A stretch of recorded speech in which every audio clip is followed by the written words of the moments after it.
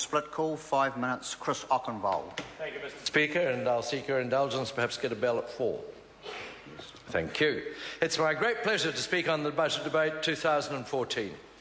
We've all listened very keenly, Mr. Speaker, to the budget speech given by the Honourable Bill English. We've read Budget 2014 at a glance, and the numerous positive, very positive, media reports about this ambitious, robust, yet quietly confident budget carrying the stamp of integrity of a Southland farmer. But to be an effective politician, it's not enough to simply listen to the sound of one's own voice, or indeed the voice of one's leaders, to read the good publicity and to pat ourselves on the back. No, we leave that to the members on the other side who stay in their own silos, not wishing and not quite brave enough yet to venture out of their little coffee clutches. Now, what we did over this side, we went and asked the West Coast community and West Coast Tasman area to ask what they had taken from the budget 2014 and what was important to them.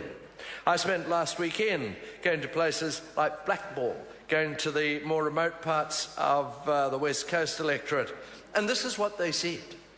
They said it was steady as we go, reliable set of hands on the economy, ready to head into the next cycle of economic growth with an emphasis on health, education, law and order, good for young people, and great to have such a commitment to broadband.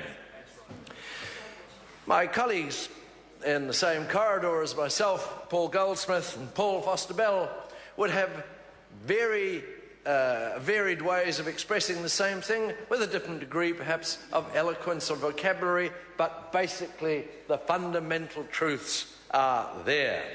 Let's look at some of those items as they have a particular relevance to the coast. The recent redevelopment of Grey Base Hospital. 2 weeks ago, Minister Ryle announced the business case for the new $67 million hospital bed facility in Greymouth. It's currently in the final design phase, Mr. Speaker, where virtually the whole hospital will be new. This is the biggest investment per head of population in New Zealand's history in health, and the government is committed to future-proofing the health services on the West Coast. Let's look at some of the facilities which are going to be made available.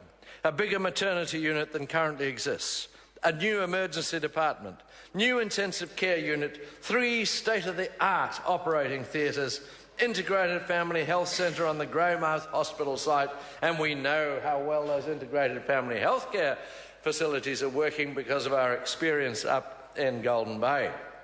This is the highest health spend ever per head of population, and this includes boosts for cancer and elective surgery. The budget contained many other things which are popular, Mr. Speaker, with the coast people. A social housing boost, specifically good also for the Tasman region, $30 million to help the community housing sector provide more homes for high-needs family. And that's a family-friendly budget. Paid parental leave is under discussion and going to be lifted. I recognise my colleagues on the other side, because we discussed this at considerable length at the Select Committee, wished to go further. 1 minute. My question to them now is, if you didn't want to do, which of the bits of this package wouldn't Labor want to do? Would they want to do, or would they want to cut out the doctor's visits for children up until the age of 13? Would they want to cut the paid parental leave extension that we're providing? Would they want to reduce any of the many aspects of this budget that are doing so much to help families? I think not. I think not. What we're doing is what Labor would normally do if they were being true to their own measures, Mr. Speaker. This is a powerful budget. I described it initially as having the drive and thrust of an effective farmer.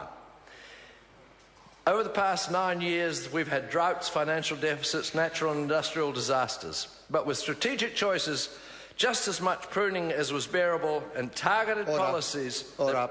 I'm sorry to interrupt the honourable member. His time has expired. I call Melissa Lee. Thank you, 5 Mr. minutes. Speaker. It's a great pleasure to share the spotlight with my colleague to my left, Chris